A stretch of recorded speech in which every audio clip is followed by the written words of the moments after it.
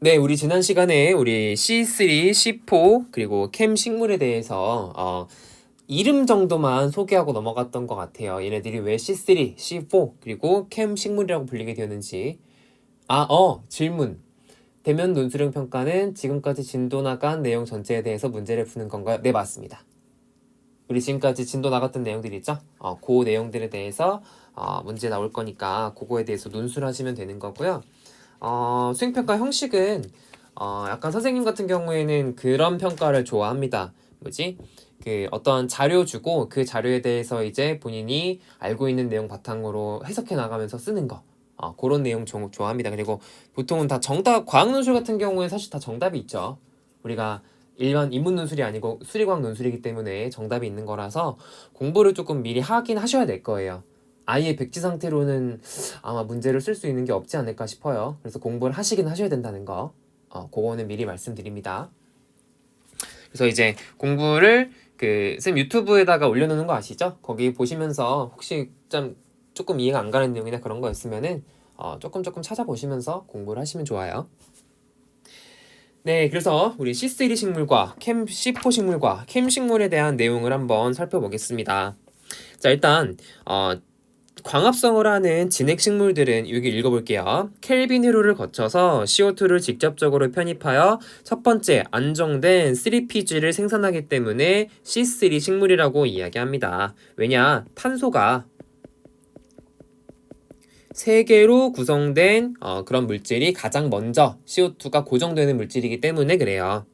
자, 그러면은 C4 식물은 지난 시간에 말씀드렸던 것처럼 얘는 탄소가 처음으로 식물의 안쪽으로 들어와서 고정되는 물질이 탄소가 4개짜리 화합물이기 때문에 C4 식물이라고 생각을 하시면 됩니다. 그래서 이 C3 식물 같은 경우에는 잎 구조의 해부학적 특징이 굉장히 특이한 그런 친구인데, 자, 여기서 보시면은 엽육세포라고 불리는 것 외에 유관속초세포라는 것이 굉장히 발달되어 있다라고 써있죠. 혹시 유관속초세포라고 하는 세포의 이름을 들어본 적이 아마 없으실 겁니다. 보통 우리가 잎의 구조하면서 초등학생 때나 중학생 때 엽육세포는 공부했을 수 있어요. 그 잎이 이렇게 있으면은, 자, 잎을 한번 대충 그려보겠습니다. 잎이 있으면은 가장 바깥쪽에 있는 여기 세포를 우리가 표피세포라고 하죠. 아마 중학교 때 잎의 구조하면서 공부했을 거예요. 그리고 그 안쪽에 약간 실제로 광합성을 하는 그런 세포들이 바로 엽육세포입니다. 그래서 실제로 이 식물의 잎이 초록색으로 보이는 이유가 이 엽육세포 안에 있는 엽록소 때문에 초록색으로 보이는 거죠. 자, 근데 이 C4 식물이라고 하는 친구들은 엽육세포 말고도 유관속초세포가 이러한 광합성에 큰 관여를 하게 되는데요. 자, 그러면은 이 C4 식물이라는 친구들은 왜 굳이 C3 식물과 다른 특정한 해부학적인 구조를 가지게 되었냐? 우리 지난 시간에 광호흡이라고 하는 특별한 과정에 대해서 공부를 했었습니다. 광호흡은요, 이 식물이 고온 건조한 환경에서 기공을 닫게 되면은, 그러니까 증산작용을 최소한으로 하기 위해서 기공을 닫게 되면은 이제 루비스코가 CO2 대신에 O2랑도 결합할 수 있다라고 했잖아요. 근데 얘가 O2랑 그 물질을 결합시키게 되면은 오히려 CO2를 저장하는 것이 아니라 CO2를 몸 밖으로 내보내는 그런 과정이기 때문에 식물의 입장에서 광호흡은 그리 긍정적이지 않아요. 광호흡은 막아야 되는 겁니다. 광호흡을 하면은 오히려 그 CO2가 밖으로 나가기 때문에 내 몸 안에 유기물의 형태로 저장할 수가 없어서 이 광호흡의 과정을 최소한으로 줄여야지만 식물의 어떤 성장에 도움이 될 수 있을 거예요. 그래서 이 식물들이 광호흡을 최소한으로 줄이고자 진화한 형태가 C4 식물과 그리고 캠 식물이다라고 생각을 하시면 돼요. 어떻게 해서든 광호흡을 안 하려고 하는 겁니다. 식물의 입장에서는요. 자, 그래서 지구상의 식물들이 항상 광호흡을 하는 것은 아닙니다. 왜냐면은 이 루비스코가 아까 지난 시간에 얘기했었죠. O2랑 CO2랑 둘 다 결합을 할 수가 있어요. 근데 이 루비스코가 O2랑 잘 결합을 하냐, CO2랑 잘 결합을 하냐 그 문제가 아니라 어떻게 해서든 식물들은요 루비스코가 O2랑 만나는 것을 억제해서 얘가 이제 광호흡을 안 하도록 줄인다라는 그런 겁니다. 자, 그렇다면은 어떻게 루비스코가 O2를 안 만나게 되느냐? 그거에 대한 이제 두 가지 진화적인 어떠한 산물이 C4 식물들의 해부학적 구조, 그리고 캠 식물의 어떠한 시간적인 배분이라고 생각을 하시면 되는데, 자, 많은 식물들이 루비스코 주변에 CO2를 C3 환물이 아닌 다른 물질로 저장하는 특별한 기작을 가지고 있고, 자, 그 결과 충분히 높은 농도의 CO2를 유지할 수 있는 조건을 만들 수 있어서 루비스코의 산소 결합 반응을 억제할 수 있다라는 겁니다. 자, 그래서 원래 루비스코는요, O2랑 CO2랑 둘 다 결합을 할 수가 있어. 자, 근데 이 고온 건조한 환경에서는 이 CO2의 흡수가 불가능하니까 광합성을 통해서 생성된 O2가 식물의 체내에 있을 거란 말이에요.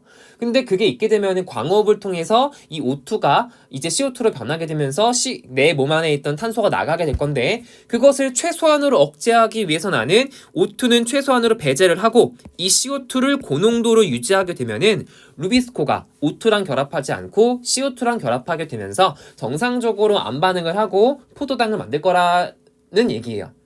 자, 그래서 크게 우리가 처음에 정리를 먼저 하고 가겠습니다. 이 C4 식물과 캠 식물은 그러면 어떻게 기공을 닫음에도 불구하고 CO2의 농도를 높게 유지할 수 있느냐, 루비스코를 산소랑 만나지 않고 CO2랑 만나게 할 수 있느냐. 아니, 생각을 해보세요. 이 CO2는 결국에 기공을 통해서 들어오는 거란 말이야. 근데 기공 닫아버리면 CO2 농도를 높게 유지할 수 있겠어요? 못한단 말이야. 밖에서 안 들어오니까 모자랄 거 아니야. 근데 어떻게 얘네들이 CO2 농도를 이 루비스코가 있는 데에서도 높게 유지할 수 있느냐? 자, C4 식물 같은 경우에는 광합성을요, 공간적으로 나눕니다.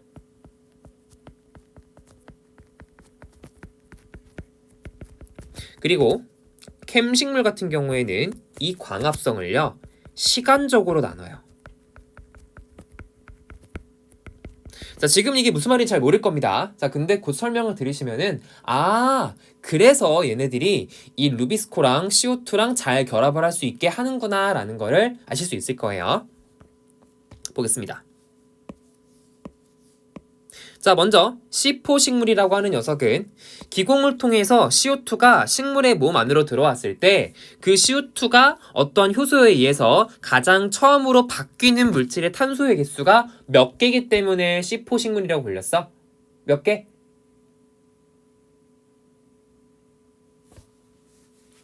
그쵸? 4개이기 때문에. 그리고 그 4개의 이름은 옥살로 아세트산이라고 하는 물질입니다.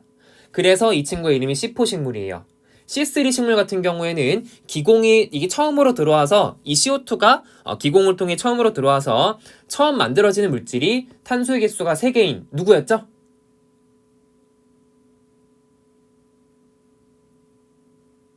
기억나십니까? C3 식물은 일반적인 광합성이에요. 일반적인 안반응이고, 그러면 그거 누구였죠? 기억나십니까? C3니까 3개짜리 물질일 거야. 그렇죠? 3PG 혹은 PGA. 요거 탄소 3개짜리였잖아요. 그래서 이 친구들의 C3 식물들은 처음으로 이산화탄소가 고정되는 그 물질이 탄소 3개로 구성이 되어 있기 때문에 C3다 라고 불리게 된다라는 것이죠. 자, 그럼 한번 읽어보겠습니다. 자, C4 광합성 탄소 축적 회로는 그림과 같이 4단계로 진행이 된대요. 자, 첫째, 공기 중에 CO2가 식물체 내에 들어와서 포스포에놀 피루부산이라고 하는 물질이랑 결합을 하게 됩니다. 벌써부터 머리가 아픕니다. 포스포에놀 피루부산은 도대체 무슨 소리야? 근데 모르셔도 돼요. 지금은 그냥 그런 물질이 있구나. 곧 설명드릴 거예요. 근데 걔랑 결합을 해서 말산이나 옥살 아세트산과 같은 4탄소 유기산으로 되는 카복실 반응 과정이다. 그래서 포스포에놀 피루부산은 C3예요. 탄소가 3개짜리 물질입니다. 자, 거기다가 CO2는 탄소가 1개짜리잖아요. 그러니까 하나짜리에다가 3개짜리 결합한 거니까 4개짜리가 만들어지는 거죠. 그래서 4탄소 유기산으로 되는 카복실화 반응. 카복실화는 우리 예전에 그거 작용기 할 때 카복실기 배웠잖아요. 근데 그런 느낌으로 생각하시면 됩니다. 카복실화 과정은 약간 이산화탄소가 붙는 그런 과정이다 라고 생각하시면 됩니다. 그래서 그런 과정을 우리가 카복실화 과정이라고 합니다. 자, 근데 이 과정 같은 경우에는 어디서 나타나게 되느냐? 식물의 엽육세포에서 일어나요. 여기가 우리가 C3 식물에서 일반적으로 광합성이 나타나는 그러한 세포고요. 자, 둘째, 이 유기산이 유관속초세포라는 것으로 수송이 된대요. 자, 그리고 이 유관속초세포에서는 유기산에 결합되어 있던 CO2가 떨어져 나오는 탈카복실화 반응이 일어나게 되고, 이 CO2는 광합성 탄소 환원회로 해서 사용된다. 자, 마지막 탈카복실화 반응에서 생긴 3탄소 유기산인 피루부산이 다시 엽육세포로 수송되어 PEP, 포스포에놀 피루부산을 만드는 과정이다 라고 되어 있습니다. 무슨 말인지 전혀 이해가 안 가실 거예요. 너무 어려운 말들이 갑자기 등장을 하죠. 자, 그러면은 천천히 한번 설명을 드려보겠습니다.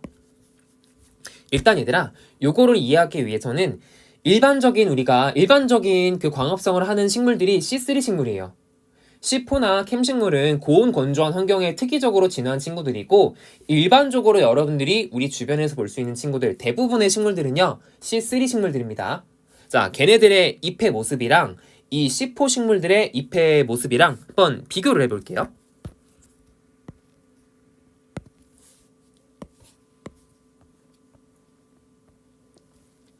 자, 잎을 잘라서 그 모습을 한번 그려볼게요. 일단 잎의 위아래가 있을 거야, 이렇게. 자, 그립 귀찮으니까 복사합시다. 자, 잎이 있고. 자, 잎의 가장 겉면에 있는 세포들을 보고 우리가 표피세포라고 하죠.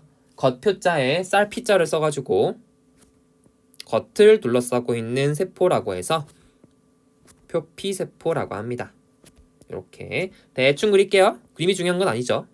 우리 여러분들 마음이 이쁘면은 이 그림도 이쁘게 보여. 다들 마음이 이쁘시니까 그림도 굉장히 이쁘게 보이실 겁니다. 네, 이렇게 표피세포들을 한번 그려보겠습니다. 자, 그리고 이 표피세포 안쪽에 엽육세포들이 존재하게 되는데요.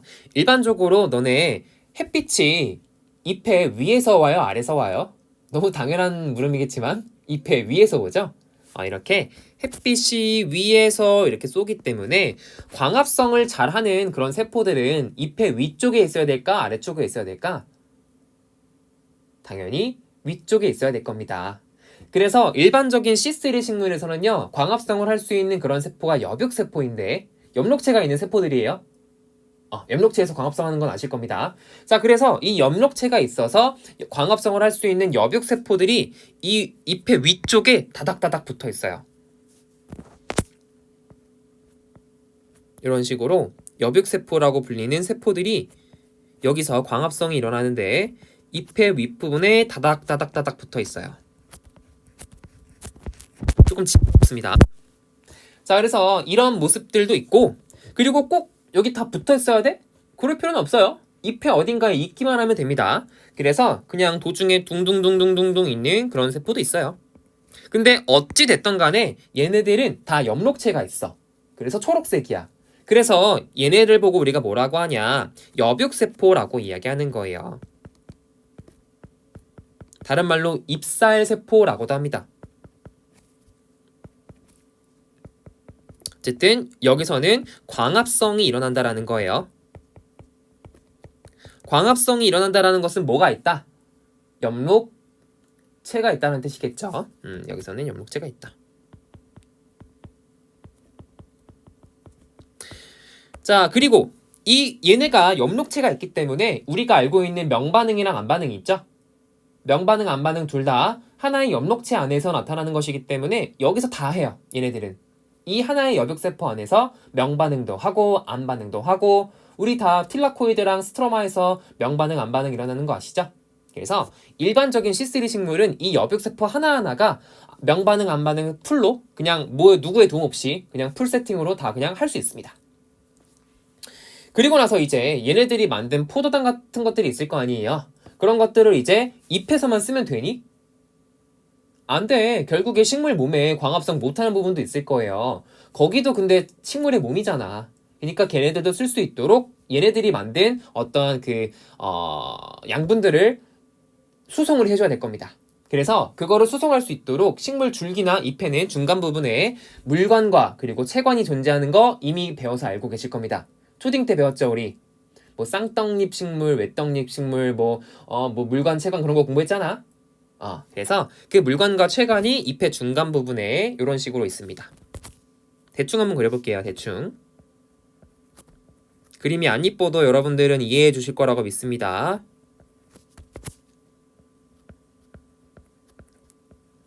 그래도 관이니까 약간 좀 동글동글하게 그렸어요. 네, 이렇게 관들이 있고. 그리고 얘들아, 이게 지금 관인데 결국에 얘네들은 일반적으로 좀 뭉쳐 있어요. 관들이 마구잡이로 뻗어져 있는 것이 아니라 얘네들은 조금 뭉쳐 있거든요. 그러면은 뭉쳐 있기 위해서는 얘네를 뭉치게 해주는 뭔가가 있어야 될 거 아니야. 그래서 이 물관과 채관, 참고로 위에 있는 것이 물관이고 아래에 있는 거 채관으로 한번 표현을 해보겠습니다. 이 관들을 묶어주려면은 우리 여학생들 머리 묶을 때도 머리끈 필요하지? 맞아. 얘네도 마찬가지예요. 하나하나가 관이기 때문에 얘네를 묶어주는 어떠한 단단한 구조가, 지지할 수 있는 구조가 필요할 겁니다. 자, 그 역할을 세포가 해요. 그래서 이렇게 물관과 채관들은 한 층에 어떤 세포들로 쫙 둘러싸여 있습니다. 물론 이게 전체가 하나의 세포는 아니고 여러 개의 세포가 같이 모여서 얘네를 둘러싸고 있어요.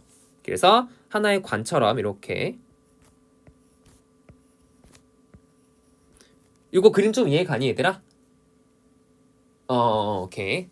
자, 그래서 우리 방금 전에 배웠던 말들 중에서 조금 어려웠던 말이 하나 있어. 어떤 거냐면 유관속초세포라는 요 말. 요거 이해 가요? 이거 무슨 말인지 감이 와? 난 안 올 것 같아. 처음 들으면. 유관속초세포가 도대체 뭔 뜻이야? 자, 근데 하나하나 풀이를 해보자면은 사실 이 물관과 채관을 둘러싸고 있는 요 세포 있죠? 얘가 바로 유관속초세포야. 요놈. 지금 여기를 둘러싸고 있는 요 녀석들. 얘가 바로 유관속초세포입니다.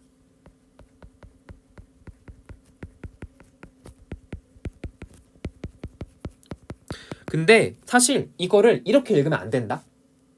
예? 쌤 무슨 말씀이세요? 자, 봐봐. 실제로 읽을 거면요. 유관속 따로 하고 초세포라고 읽는 게 맞아요. 왜냐면 이 유관속 초세포라는 뜻이 뭐냐면 유가 있다란 뜻이에요. 이을유. 그러니까 뭔가를 연결한다는 뜻이죠.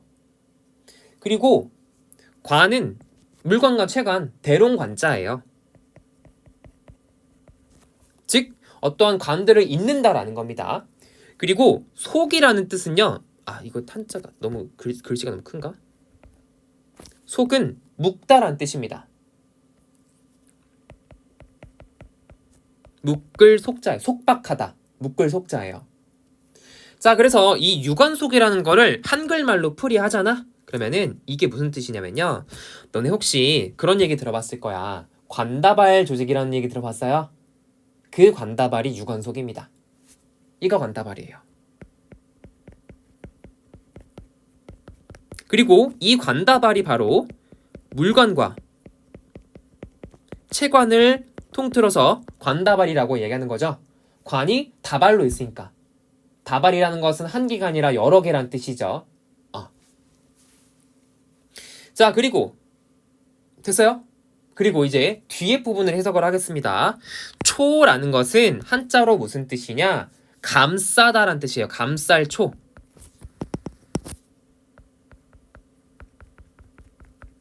오케이?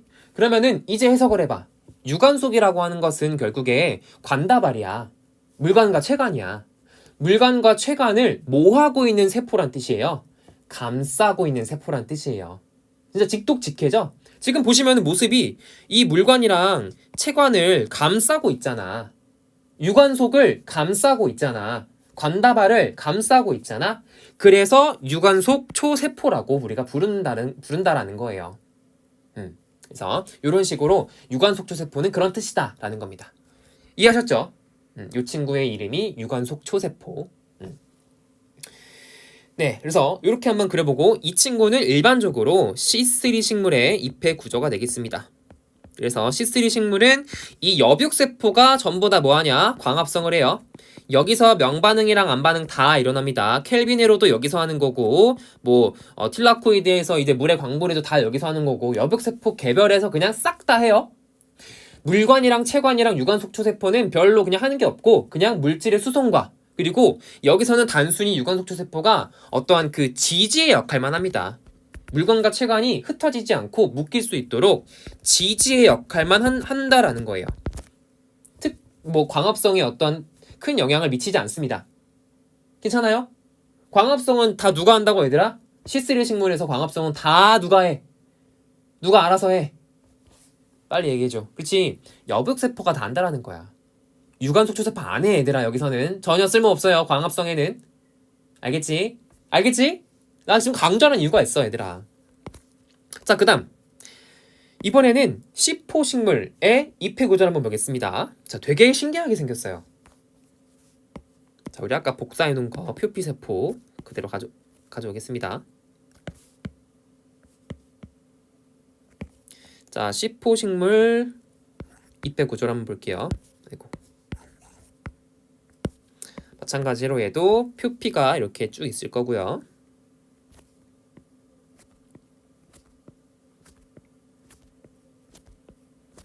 참고로 얘들아 표피는 무슨 색이야?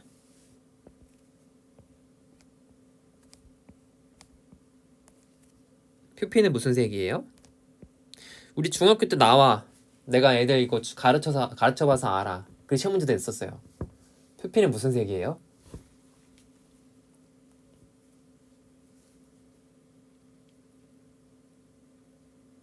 뭐야 왜 바로 안 나와? 표피 무슨 색이에요? 표피는 색이 없어요. 투명합니다. 얘네들은 연목체가 없거든요. 그래서 광합성도 못해. 정말 밖에서 그 안쪽에 있는 부분을 보호해주는 그런 역할입니다. 그래서 너네 있잖아. 그 이파리 같은 거 있잖아. 거기다가 셀로판 테이프 같은 거 쭉 뜯으면은 거기 부분 투명하게 나와요. 왜냐면은 표피세포들 뜯으면요. 얘네들은 염록체가 없는 세포들이기 때문에 투명한 그런 세포들이라서 그렇습니다. 자, 우리 일반적인 C3 식물에서는 지금 여백세포들이 대부분 다 어디 있었어 얘들아? 다 어느 부분에 몰려 있었어요? 햇빛이 저렇게 위에서 온다고 했으니까 광합성 잘하려고 잎에 여기를 우리가 상표피라고 하고요. 위쪽이니까 상표피, 여기 아래쪽을 하표피라고 합니다. 그쵸? 상표피 쪽에 C3 식물은 이렇게 여백세포들이 몰려있단 말이야. 자, 근데 얘네 같은 경우에는 굉장히 특이해요. 자, C4 식물 같은 경우에는 쌤 지금 뭐부터 그릴 거냐면 관다발과 유관속 초세포부터 먼저 그릴게 얘들아. 관다발, 물관이랑 체관이 있을 거고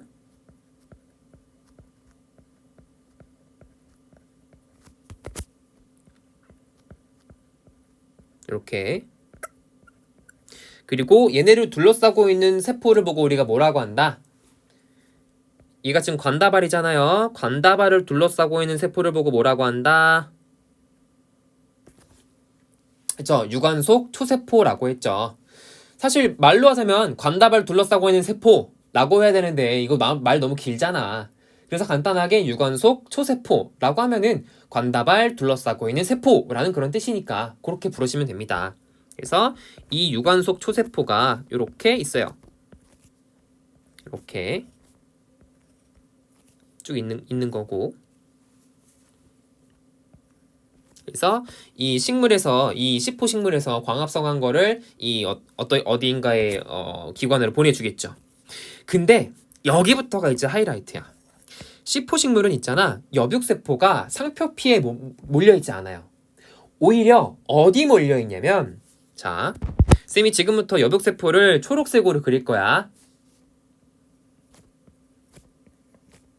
잠깐만.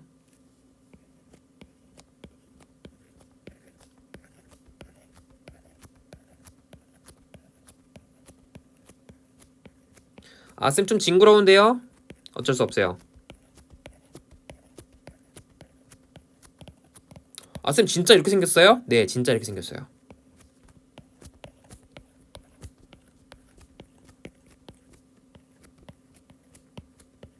요런 식으로 되어 있습니다. 이거 지금 무슨 세포라고 얘들아? 초록색으로 해놓은 거 무슨 세포? 그죠? 여백세포. 다른 말로 잎살세포라고도 합니다. 그래서 지금 여기 물관이 이렇게 있고 여기 이렇게 체관이 있고 그리고 여기 보라색 부분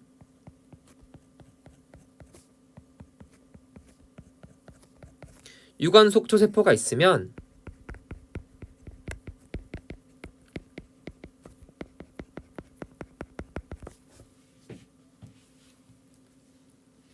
이 C4 식물 같은 경우에는 잎의 구조가 이 물관과 체관과 유관속초세포를 여백세포가 마구 둘러싸고 있는 그런 형태라고 있어요. 그리고 이 형태가 결국 얘들아 C4 식물은 뭘 안 하고 싶은 거야? 뭘 안 하고 싶어서 지금 특정한 모양을 하고 있는 거야? 뭘 안 하고 싶은 거야? 지금 처음부터 시작은 그랬어요. 그치? 광호흡을 안 하고 싶은 거야.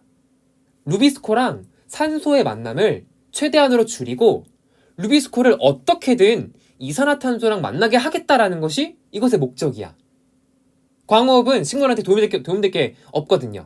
아, 물론 진화적으로 따지면 좋은 게 없지 않아 있습니다만 식물의 개개인의 입장에서는 좋지 않아요. 자, 그래서 어떻게 해서든 CO2의 농도를 높이고 산소와의 차단을 최대한 억제하는 방향으로 진화한 모습이 이러한 모습이고, 자, 이러한 구조를 보고 뭐라고 하냐? 크란츠 구조라고 합니다.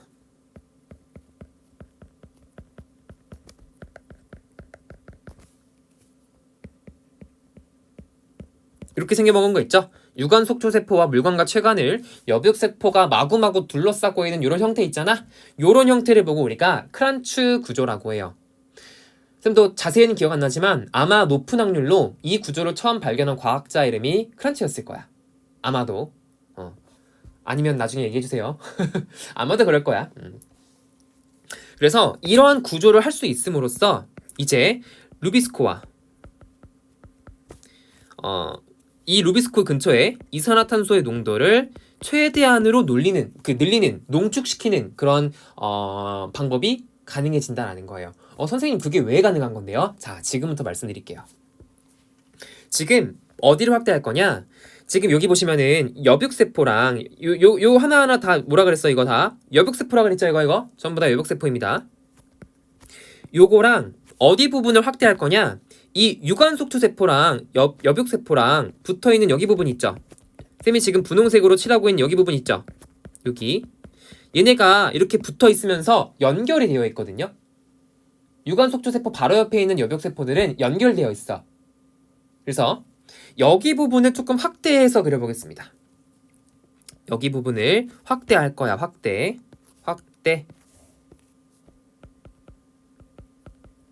자, 그럼 무슨 모습이 되냐? 일단 이거 유관속초세포입니다.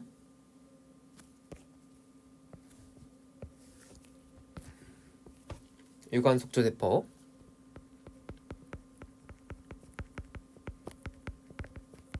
그리고 이 유관속초세포들은 누구를 둘러싸고 있냐면 물관과 체관을 지금 둘러싸고 있는 거죠. 대충 그림 알아볼 수 있어, 얘들아, 이거? 네, 그림 조금 못 그리긴 하지만 대충 여기에 물관이랑 뭐 체관이랑 그런 거 있을 겁니다. 대충 있을 거예요. 아, 그래? 고맙습니다. 이 크란츠라는 게 과학자가 아니라 그 독일어로 화환이래요. 화환. 우리 꽃다발 있죠? 꽃다발. 그거랑 비슷하게 생겨가지고 그 크란츠 구조라는 그런 이름이 붙었다고 합니다. 고맙습니다. 자, 그리고 여기 보시면은 이 유관속초세포 근처에 지금 누가 다닥다닥 붙어 있는 거야, 이거?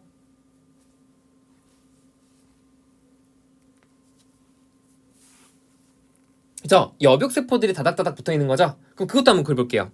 이렇게 여백세포를 이렇게 쫙 그려보겠습니다. 괜찮으시죠? 이런 느낌인 거야 지금. 이거를 딱 단면으로 본 거야 얘들아.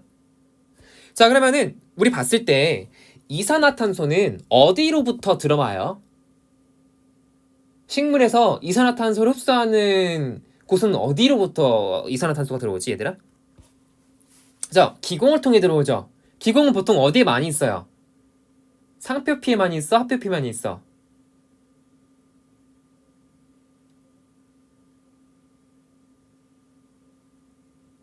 우리 이것도 중학교 때 했을 때 건데 잘 생각해보면 돼. 하표피 쪽에 조금 더 많아요. 왜냐면은 위쪽에 있으면은 햇빛을 직방으로 받잖아. 그러면 증산작용이 너무나도 활발하게 일어나요. 그래서 보통 아래쪽에 기공이 조금 더 많습니다. 그래서 이렇게 대충 한번 그려볼게요. 그리고 이산화탄소는 이런 기공을 통해서 들어와요. 이렇게 이산화탄소가 이렇게 들어올 거야. 괜찮니? 잠깐 다른 색으로 할게. 하늘색으로 하면 좀 잘 보이겠지 얘들아? 자, 이산화탄소가 이렇게 들어올 거야. 괜찮죠? 자, 근데 얘들아, 이 C4 식물이나 얘네들 아무리 덥고 건조한 환경이라도 기공을 싹 다 닫아버리면은 이산화탄소 아예 흡수 못해요. 그래서 어느 정도 정말 100개 중에 뭐 한두 개는 열고 있지 않을까? 그래서 조금은 열고 있어요. 그래서 이산화탄소가 약간은 들어올 수 있어. 자, 그러면은 그 이산화탄소는 들어와서 어디로 가게 되느냐? 일단 처음에 이산화탄소가 들어와서 가장 먼저 마주치는 세포가 무슨 세포겠어? 기공 지나서 들어오면 누구랑 지금 만나니 얘들아? 봐봐, 딱 봐봐. 뭐부터 만나요? 그렇지, 여백세포부터 만난다는 거야. 자, 그래서 이 여백세포들로 이제 들어올 거야. 자, 요거가 지금 여백세포입니다. 너가 지금 여백세포야. 원래라면 얘들아, 여백세포가 광합성을 다 했지. C3 식물에서는 명반응이나 암반응이나 얘가 싹 다 했어. 여기 안에 엽록체가 있으니까 그 엽록체에서 명반응 끝나면 그 산물로 이제 암반응 쭉 진행하면서 루비스코가 정상적으로 이산화탄소를 고정했단 말이야. 3PG로. 근데 이 C4 식물 같은 경우에는 그럴 수가 없어. 왜? 여백세포에서 그냥 해버리잖아. 그러면은 이산화탄소의 농도가 낮기 때문에 루비스코가 만약에 이 여백세포에 그냥 있어. 얘가 여기 위치한다고 쳐봐.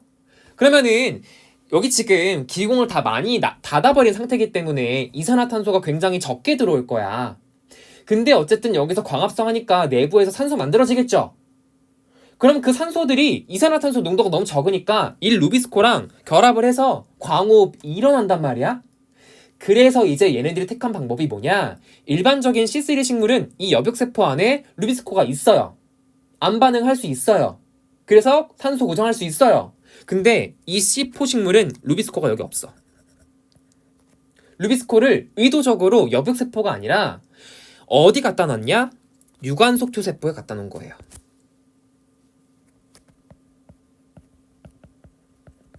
여기 있어요, 루비스코가. 그래서 이산화탄소가 맨 처음에 이 여백세포를 이렇게 들어온다고 해도 루비스코랑 바로 만나는 것이 아니라 어떻게 만나게 되느냐? 얘는 맨 처음에 우리 켈빈 회로에서도 이산화탄소가 처음으로 들어왔을 때 그 RUBP, 리블로스 비스포스페이트랑 처음 만나서 3PG로 변했었죠? 그거랑 약간 비슷한 느낌으로다가 여기서는 포스포에놀 피루부산, 포스포에놀 피루부산 이라고 하는 물질이 있어요. 그냥 지금은 그런 줄 아세요. 얘는 이산화탄소가 3개짜리 탄소가 3개짜리인 그런 화합물입니다. 얘랑 그 이산화탄소를 반응시켜서 자, 요거 CO2라고 적을게요. 맨 처음으로 누굴 만들게 되냐? 옥살로 아세트산을 만듭니다. 혹은 다른 말로 그냥 옥살 아세트산이라고 해도 되는데 요즘은 또 옥살로 아세트산이라는 표현을 많이 쓰더라고요. 자, 그리고 보시면은 PEP가 탄소 3개짜리였고 이산화탄소가 탄소 하나짜리니까 얘가 탄소 몇 개짜리겠어요? 탄소